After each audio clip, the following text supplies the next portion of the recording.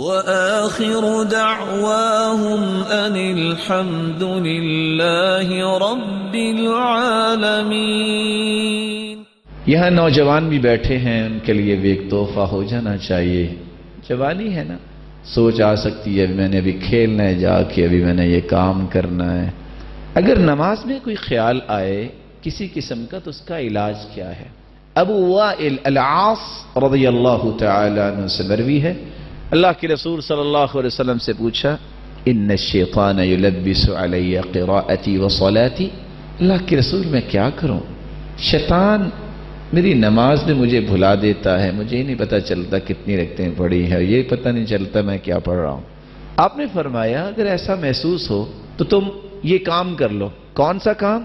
فَتْفُلْ عَلَى يَسَارِكَ ثَلَاثًا، آپ جس حالت میں قیام میں ہیں تھوڑا سا اپنے چہرے کو بائیں طرف کیجئے اور 3 مرتبہ تھتکاریے،